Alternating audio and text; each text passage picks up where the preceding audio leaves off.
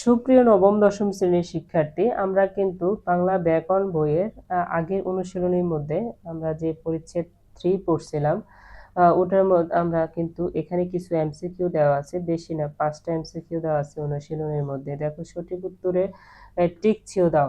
তাহলে বর্তমানে লেখ্য ভাষার আদর্শ রীতিকে কি বলে? আমরা কিন্তু আগের ক্লাসে পড়েছিলাম।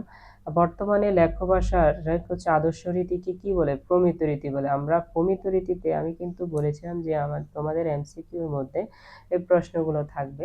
এখানে 5টা বইয়ের মধ্যে দেওয়া আছে, কিন্তু এরকম এমসিকিউ যদি এখান থেকে করা হয় প্রায় 5টা না 50-100টাও করা যাবে।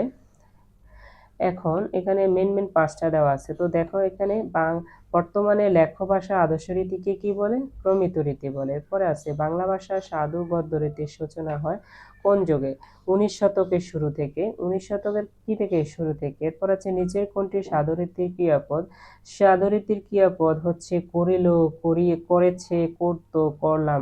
এখানে করিল হচ্ছে সাধু রীতির ক্রিয়াপদ। এরপরে সাধু রীতির বৈশিষ্ট্য কোনটি? সাধু রীতির বৈশিষ্ট্য হচ্ছে ক্রিয়া দীর্ঘত, ক্রিয়ার রূপ কি করে? দীর্ঘতর করে। বাংলাদেশের রংপুর অঞ্চলে কোন উপভাষা ব্যবহার পাওয়া যায়? বাংলাদেশের রংপুর অঞ্চলে কামরূপী ভাষার ব্যবহার কি করা যায়? পাওয়া যায়। এবার আজকে আমাদের পরিচ্ছেদে হচ্ছে 4 নম্বর পরিচ্ছেদ বাকযন্ত্র। আজকে আমরা বাকযন্ত্র সম্পর্কে বিস্তারিত আলোচনা করব। আজকে আমাদের মূল পাঠ হচ্ছে পরিচ্ছেদ 4 বাকযন্ত্র। বাকযন্ত্র কাকে বলে?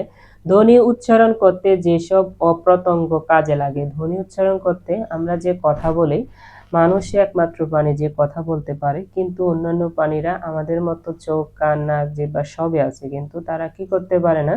কথা বলতে পারে না। কথা শুধুমাত্র মানুষে নিজের মনের ভাব প্রকাশ করতে পারে।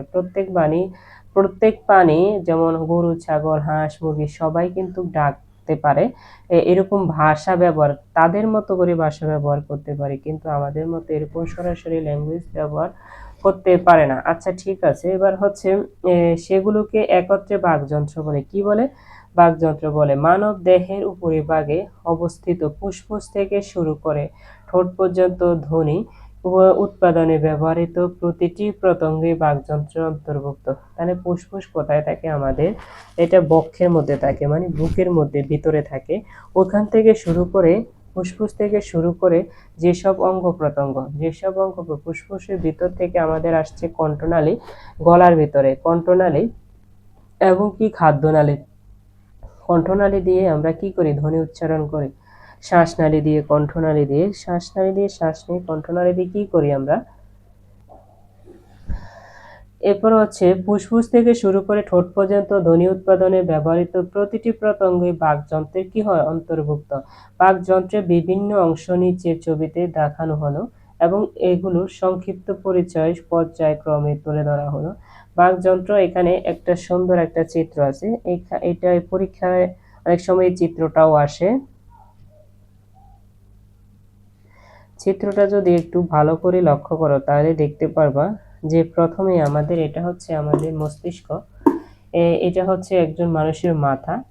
এইখান থেকে শুরু করে দেখো নাসিকা গহ্বর। নাসিকা গহ্বর হচ্ছে আমরা যে নাকের ভিতরে যে অংশটা, এটাকে কি বলে? নাসিকা গহ্বর। এবারে কি করছে?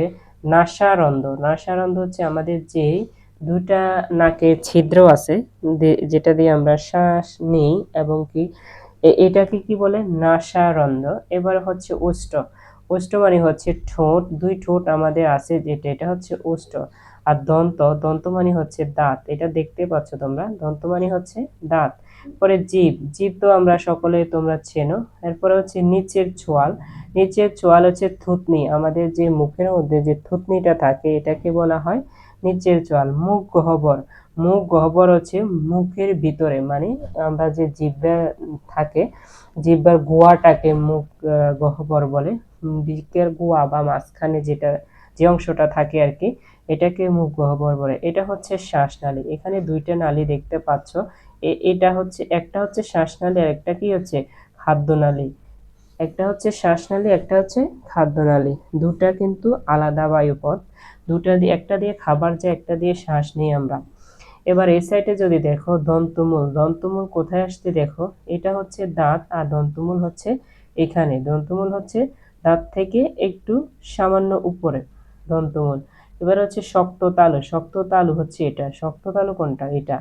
এরপরে হচ্ছে কোমল তালু, কোমল তালু হচ্ছে নিচে আমাদের জিহ্বার উপরের মানে গোয়ার অংশ যেটা, এটা হচ্ছে নরম তালু। গোয়ার অংশ কোনটা, নরম তালু, কোমল তালু। এরপর হচ্ছে আলবিজ, আলবিজ হচ্ছে একদম আমাদের জিহ্বার যে গোয়ার অংশ সেটা হচ্ছে আলবিজ।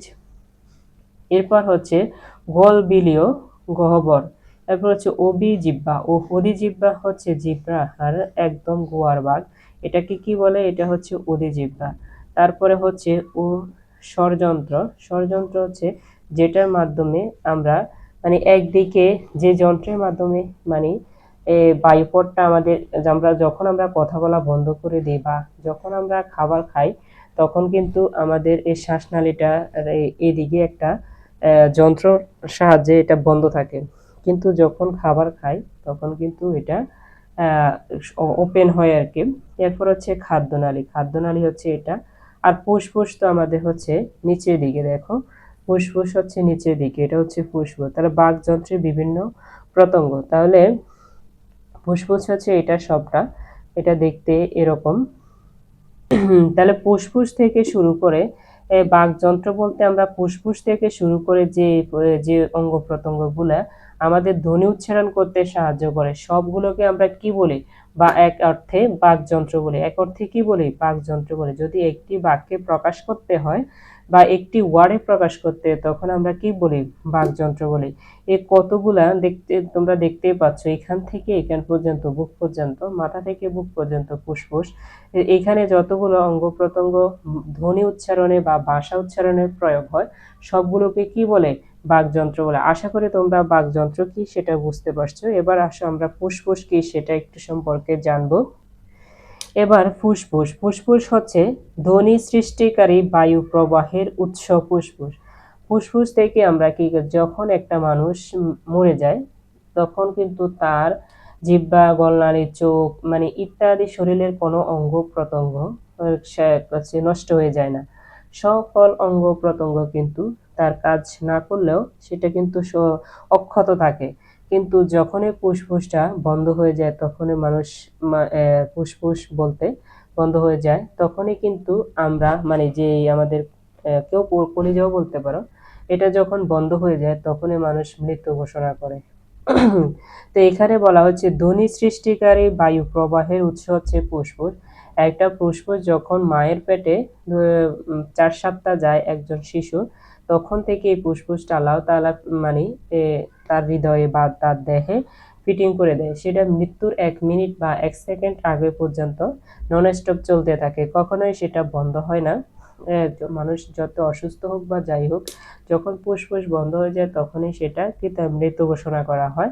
এবার হচ্ছে ফুসফুস শ্বাস গ্রহণ ও ত্যাগ করে। ফুসফুসের কাজ কি, ফুসফুসের মাধ্যমে আমরা শ্বাস গ্রহণ করি এবং কি ত্যাগ করি, অক্সিজেন নিই এবং কি কার্বন ডাই অক্সাইড ছাড়ে। এটা ছাড়া মানুষের জীবন কি অর্থহীন। এটা যদি বন্ধ হয়ে যায় তখন মানুষ কি মৃত, তখন এই মানুষের কোনো ভ্যালু নাই।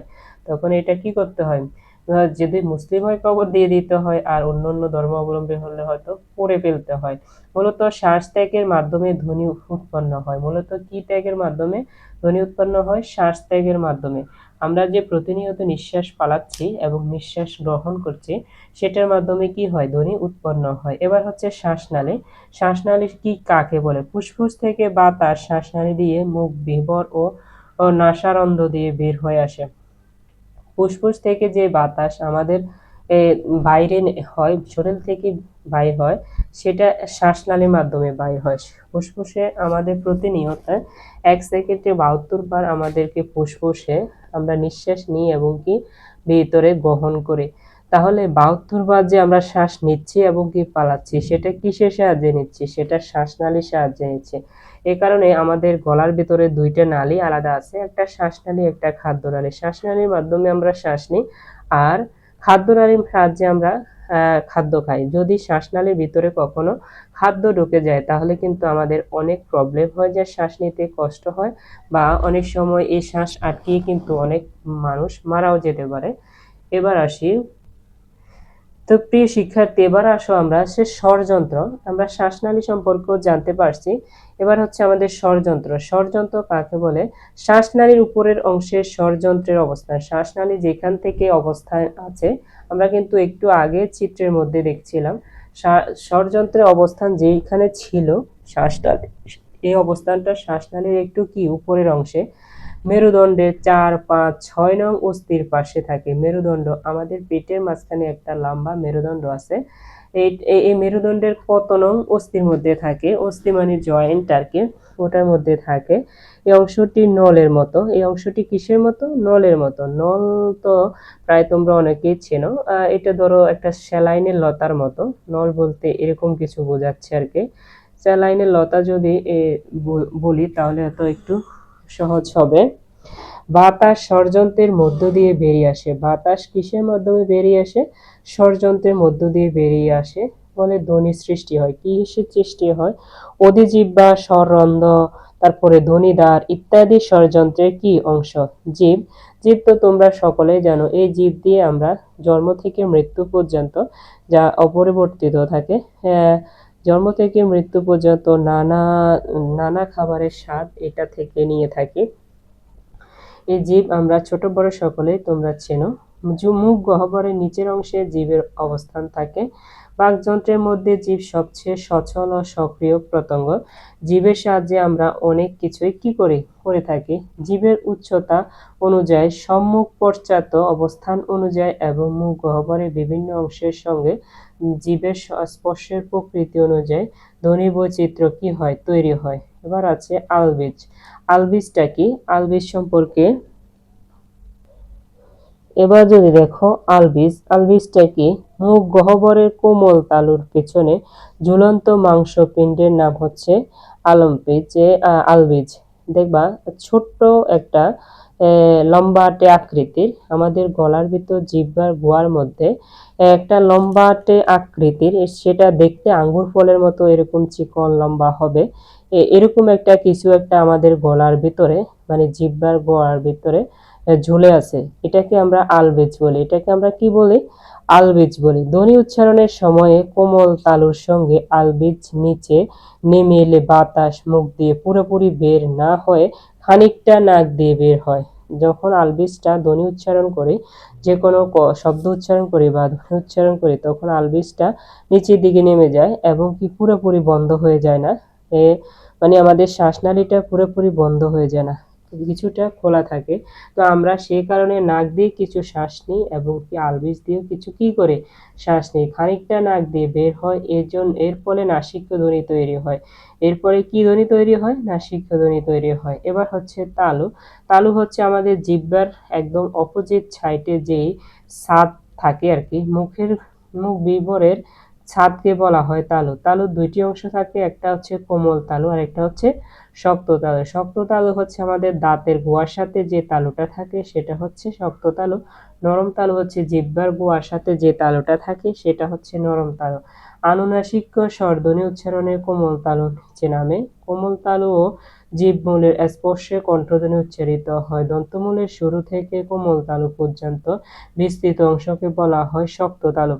এবার হচ্ছে মুদ্রা। মুদ্রা কাকে বলে? শক্ত তালু উপরের পাটি দাঁতের মধ্যবর্তী উত্তর অংশকে মুদ্রা বলে। কোনো কোনো ব্যঞ্জন ধ্বনি উচ্চারণের সময় কি জিভ মুদ্রাকে স্পর্শ করে। এবার আসো দন্তমূল ও দন্ত। দাঁতের গোয়ার নাম হচ্ছে দন্তমূল। দাঁতের গোয়ার নাম কি? দন্তমূল। দাঁতের গোয়াটা একটু শক্ত হয়ে থাকে। উপরের পাটির দন্তমূল ও দাঁতের সঙ্গে জিভের স্পর্শে যে বেশ কিছু ধ্বনি উৎপন্ন হয়। ওষ্ঠধ্বনি। ওষ্ঠধ্বনি হচ্ছে আমাদের যে দুই ঠোঁট আছে, ঠোঁটের সাহায্যে যেসব ধ্বনি উচ্চারিত তাকে ওষ্ঠধ্বনি বলে। বাক প্রত্যঙ্গের সবচেয়ে বাইরের অংশের নাম ওষ্ঠ ও ঠোঁট। ওষ্ঠের মধ্যকার ফাঁকের কম বেশির ভিত্তিতে স্বর ধ্বনিকে সংবৃত ও বিবৃত এই দুই ভাগে ভাগ করা যায়। এছাড়া ব্যঞ্জন ধ্বনি উচ্চারণ করতে ওষ্ঠের গুরুত্বপূর্ণ ভূমিকা পালন করে। তো প্রিয় শিক্ষার্থী, তোমরা বাক যন্ত্র সম্পর্কে সম্পূর্ণভাবে একটা ভালো ধারণা পাইছো। আশা করি বাকযন্ত্র কি সেটা বুঝতে পারছো। এই এই তোমাদের এই পরিচ্ছেদটা যদি তোমরা ভালোভাবে দুই একবার রিডিং করে নাও, তাহলে আশা করি তোমাদের কোথাও বুঝতে অসুবিধা হবে না। আজকের ক্লাস এই পর্যন্ত, দেখা হবে আমাদের নেক্সট ক্লাসে। সে পর্যন্ত ভালো থাকবা, নিয়মিত পড়াশোনা করবা। আল্লাহ হাফেজ।